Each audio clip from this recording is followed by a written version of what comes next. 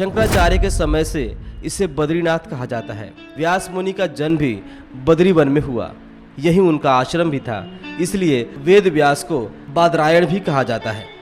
इसी आधार पर मुख्य मंदिर का नाम भी बद्रीनाथ पड़ा।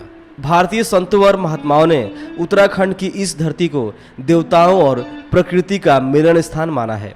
कहा जाता है कि आदि युग में नर और नारायण ने, त्रेता युग में भगवान राम ने, द्वापर युग में वेद व्यास ने तथा कलयुग में शंकराचार्य ने बद्रीनाथ में धर्म और संस्कृति के सूत्र पिरोए। बौद्ध धर्म की स्थापना के बाद चीन ने भारत पर आक्रमण किया तथा बद्रीनाथ को नष्ट भ्रष्ट कर वहां स्थापित विष्णु मूर्ति को नारद कुंड में डाल दिया। शंकराचार्य ने हिंदू धर्म के पुनरुत्थान के क्रम में उस प्रतिमा को उस कुंड से निकालकर गरुड़ गुफा में स्थापित किया। चंद्रवंशी गढ़वाल नरेश ने यहाँ मंदिर निर्माण कराया। उस मंदिर पर इंदौर की महारानी अहिल्याबाई ने सोने का शिखर चढ़ाया। तभी से यह तीर्थ भावात्मकता का आधार बना।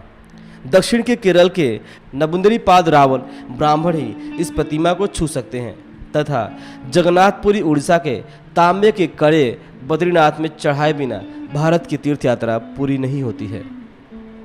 बद्री का आश्रम में वास करने वाले विष्णु रूप हो जाते हैं। ऐसी मान्यता है कि लक्ष्मी जी यहाँ भोजन पकाती हैं और नारायण जी परोसते हैं। अतः सभी जाति, धर्म और संप्रदाय के लोग एक पात में बैठकर प्रसाद ग्रहण करते हैं। यात्रा और धार्मिक दृष्टि से बद्रीनाथ का विशेष महत्व इसलिए भी है कि यह भारत का सबसे प्राचीन क्षेत्र है। इसकी स्थापना सतयुग में हुई। यहाँ प्राकृतिक सौंदर्य की दिव्यता के साथ साथ आध्यात्मिक शांति भी मिलती है। यहाँ कुछ समय पहले यहाँ की यात्रा बहुत कठिन थी, लेकिन अब सड़क बन जाने के कारण यहाँ तक पहुँचने में बहुत सुविधा हो गई है। वाहनों द्वारा यहाँ तक सुगमता से पहुँचा जा सकता है। धार्मिक आस्था और श्रद्धा के कारण श्रद्धालु यहाँ निरंतर पहुँचते रहते हैं।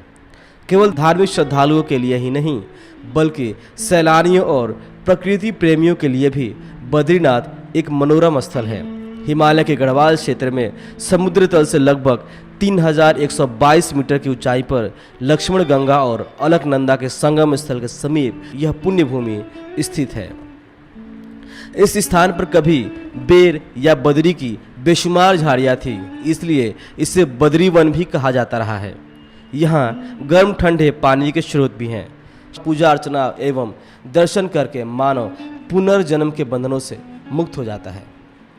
बद्रीनाथ में नर और नारायण नाम के 2 पर्वत शिखर हैं। इनके बीच पठारी स्थल पर यहाँ का मुख्य मंदिर स्थित है। मंदिर की पृष्ठभूमि में ऊंची नीलकंठ की चोटी बर्फ से ढकी हुई दृष्टिगोचर होती है। बद्रीनाथ विष्णु का धाम है। मंदिर अलकनंदा के दाहिने तट पर स्थित है। पत्थरों से बने मंदिर की ऊंचाई लगभग 15 मीटर है, जिसके ऊपर 3 स्वर्ण कलश चमकते रहते हैं। मंदिर नारायण पर्वत की तलहटी पर अवस्थित है। इसका रंगीन बाहरी द्वार सिंह द्वार कहलाता है। इसकी सुंदरता एवं भव्यता देखने योग्य है। मुख्य मंदिर के 2 भाग हैं। प्रथम भाग में गरुड़, हनुमान और लक्ष्मी जी के छोटे छोटे मंदिर स्थापित हैं। ये मंदिर प्रांगण के अंदर ही चारों ओर स्थित है। दूसरे भाग में श्री बद्री नारायण अर्थात विष्णु जी की काले पत्थर से निर्मित चतुर्भुजी प्रतिमा है। इनके मस्तक पर एक बड़ा हीरा जड़ा हुआ है। इनके अगल बगल में नर, नारायण, कुबेर, उद्धव एवं नारद की मूर्तियां स्थापित है। यही मुख्य वेदी है जिसकी पूजा अर्चना एवं दर्शन करके मानव पुनर्जन्म के बंधनों से छूट जाता है।